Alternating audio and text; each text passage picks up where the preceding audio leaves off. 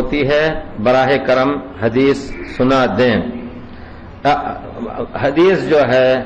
مکے کی حدیث یہ ہے کہ مکے میں 20 رکعت نماز صرف حرم پاک میں ہوتی ہے، صرف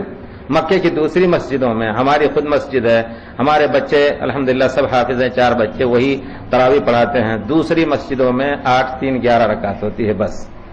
دوسری تمام مسجدوں میں، ریاض کی تمام مسجدوں میں 8 3 11 ہوتی ہے۔ کوئی اگر 20 پڑھا دے تو پڑھا دے، لیکن خال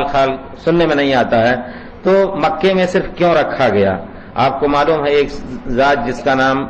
شاہ عبدالعزیز تھا، اس نے سنت کو برپا کرنے کا تہیہ کر لیا تھا۔ انہوں نے علماء سے مشورہ لیا۔ دیکھیے وہ لوگ حنبلی علماء جو اس وقت تھے، وہ یقیناً ہم نے جو تجربہ کیا کہ مالکی ہوں، شافعی ہوں اور ہمارے حنفی ہوں یا حنبلی ہوں، ان میں سے حنبلیوں کی ہاں تعصب سب سے کم ہے۔ یعنی کہیں حدیث ملا، ہم خود جب ثانوی میں وہاں پڑھتے تھے، ان کی کتاب میں ہے کہ نیرین یعنی سورج اور چاند کی طرف چہرہ کر کے یا پیٹھ کر کے پیشاب پیخانہ جائز نہیں ہے۔ استاد حنبلی بہت مشہور، انہوں نے کہا کہ یہ مسئلہ حدیث کے خلاف ہے، حدیث میں کہیں نہیں آیا ہے، صرف قبلے کی طرف پیٹھ یا چہرہ کر کے پیشاب پیخانہ کرنا جائز نہیں ہے، رد کر دیا انہوں نے، حالانکہ وہ ان کے کتاب، ان کے مذہب کی کتاب ہے۔ تو کہنے کا مطلب ہے کہ وہ لوگ جو امام ملک عبدالعزیز نے بھی کہا کہ 8 رکعتیں یہاں نافذ کی جائیں، لیکن ان لوگوں نے حکمت کا فتویٰ دیا، ان کو کہا نہیں، حرم چونکہ ایک عالمی جگہ ہے اور دنیا کے لوگ آتے ہیں، کچھ لوگ 20 پڑھنا چاہتے ہیں، کچھ لوگ 10 رہ گئی، آپ ایسا کریں کہ 2 امام کر دیں، ایک امام 8 2 10 رکعت پڑھائیں، دوسرے امام 8 2 سے 10 رکعت پڑھائیں، 2 سے 10 رکعت پڑھائیں، جس کو 10 پڑھنا ہے پڑھ کر کے 1 رکعت اتر پڑھ لے چلا جائے، اور جس کو 20 پڑھنا ہے 50 پڑھنا ہے اپنا پڑھے۔ تو یہ حکمت کی بات ہے، اس وجہ سے حرمین شریف میں اور اس کا وجود کوئی بری چیز نہیں ہے۔ 2 امام خود آپ دیکھ لیں، کبھی ٹیلی ویژن پہ تو دیتے ہیں ہمارے خیال سے، امام کبھی 20 رکعت ایک امام نہیں پڑھتا ہے، وہ پڑھا کر کے کھسک جاتے ہیں، عام طور پر ایسے ہوتا ہے۔